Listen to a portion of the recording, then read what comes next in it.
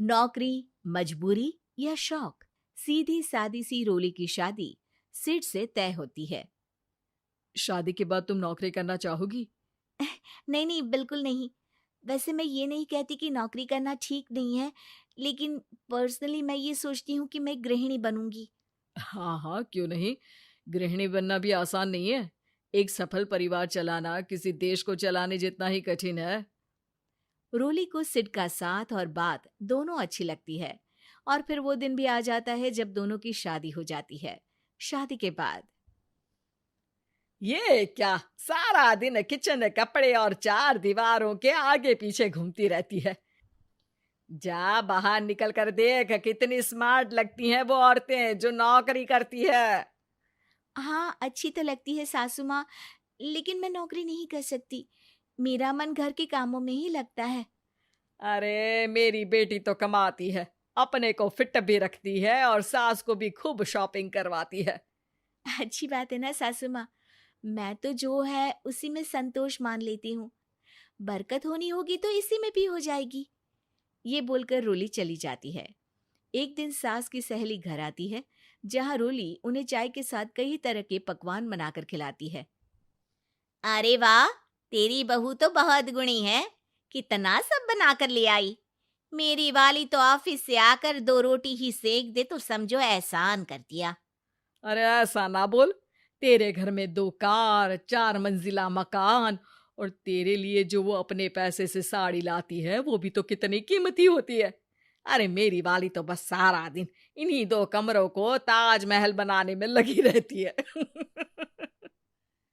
सहेली चली जाती है। कुछ समय बाद रोली को एक सुंदर सी बेटी होती है। अरे क्या सारा दिन उस बच्चे में लगी रहती है। माँ, मुझे ना 1 मिनट भी छोड़ने का मन नहीं करता। देखिए ना, कितनी प्यारी है। मैं ना इस हर पल को एंजॉय करना चाहती हूँ। अरे हाँ हाँ, हमने भी बच्चे पाले हैं, हम भी जानते हैं कि कितने प्यारे होते हैं, और अपने बच्चे को बढ़ता हुआ देखना कितना अच्छा लगता है। लेकिन एक दिन अचानक और रोली, एक बहुत बड़ी घटना हो गई। एक शॉर्ट सर्किट से पूरी दुकान जल गई। ओह, अब अब क्या कुछ समझ में नहीं आ रहा कि कैसे घर चलेगा। घर की पूरी गाड़ी पटरी पर लाने के लिए कई साल लग जाएंगे, और वापस पहले जैसे होने में भी बहुत टाइम लग जाएगा। रोली, रोली कुछ सोचती है, फिर अपने 3 महीने के बच्चे को देखती है और कहती है, आप कहे तो मैं नौकरी शुरू कर दूं? माँ मुन्नी को देख लेगी, फिर शाम को तो मैं घर आ ही जाऊंगी। सिड कुछ कहता उससे पहले ही उसकी सास वहां आ जाती है। अरे हाँ हाँ, अब भी तुझे नौकरी करने के लिए पूछना होगा। अरे घर पर इतनी बड़ी विपदा आ गई है, तू है कि बच्चे का मुंह देख रही है। अरे क्या मुझ पर भरोसा नहीं है? अरे नहीं नहीं माँ जी, ऐसा क्यों बोल रही हैं आप? फिर क्या था, सिड से पूछकर 3 महीने की बच्ची को रोली सास के पास छोड़कर चली जाती है। शाम को ऑफिस से आने पर अरे सारा दिन इसने तो चैन नहीं लेने दिया, बस गोदी में ले लेकर घूमती रही। हाथ दर्द हो रहा है। बहू को बहुत गिल्ट फील होता है, लेकिन जब वो घर की हालत देखती है तो चुप रह जाती है। ऑफिस में सहेली कहती है, अरे रोली, तेरी तो बच्ची छोटी है ना, कैसे मैनेज करती है? कैसे मतलब? घर पर रहती है वो अपनी दादी के साथ। ओ यार, कितनी अच्छी है तेरी सास।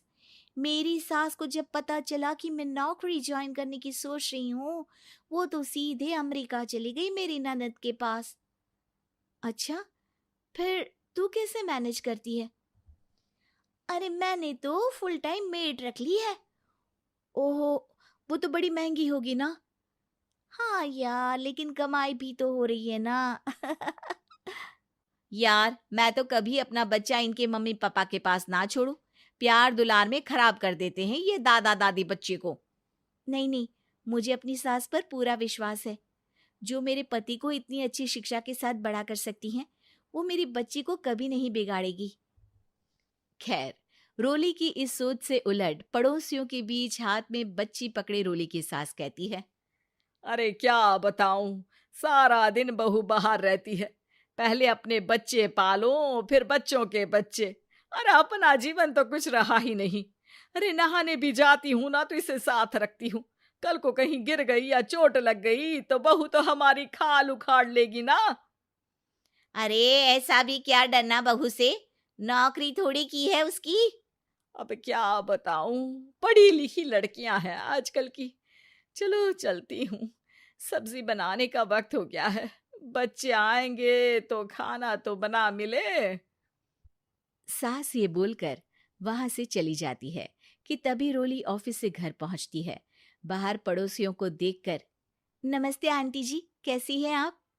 अरे बहुत अच्छी हूँ, लेकिन तेरी किस्मत तो सबसे अच्छी है। क्या सास पाई है, मोती दान किए होंगे तूने। तेरा बच्चा भी देखती है, खाना भी बनाती है। बेचारी बहुत काम करती है तेरी सास। हाँ आंटी, सही बोल रही हैं आप। अब ऑफिस भी दूर है तो आने जाने में वक्त चला जाता है। खैर चलती हूँ। हाँ हाँ बेटा जाओ, गर्मा गर्म खाना खाओ। रोली घर आती है, जहां सास एक बार फिर छोटी सी मुन्नी की शरारतें गिनाने में लग जाती है। अरे आज तो इसकी वजह से मुझे 2 बार कपड़े बदलने पड़े। बार बार पानी गिरा दे रही थी। दोपहर में थोड़ा सोचा कि आराम कर लूं तो दूध के लिए रोने लगी। हाय, मैं तो परेशान ही हो गई। रोली को सास की बात अब कुछ अजीब लगती है, पर वो जल्दी से कपड़े बदलकर किचन में जाकर रोटियां बनाने लगती है। सारा महीना काम करने के बाद रोली को सैलरी मिलती है। वो पैसे लेकर सीधे सास के पास जाती है। माँ जी, ये मेरी सैलरी। आपने हर कदम में इस घर का साथ दिया। मैं नौकरी करने के पक्ष में नहीं थी। मैं तो अपने बच्चे को बढ़ता देखना चाहती थी। मैं थोड़े में भी खुशी थी। कभी मैंने आपको किचन में पैर नहीं रखने दिया था। घर की मुसीबत नहीं आती तो मैं कभी इन जिम्मेदारियों को आप पर पड़ने नहीं देती। अब सास समझ चुकी थी कि उसकी गलती कहाँ है। हाथ में पैसे देखकर कहती है, मैं पढ़ी लिखी नहीं थी तो पति ने भी कभी पैसे हाथ में नहीं रखे। बेटे ने भी गल्ला संभाला, लेकिन तूने मुझे समझा। ये मेरा सम्मान है कि एक बहू होकर तूने पूरी सैलरी मेरे हाथ में रखी बेटा।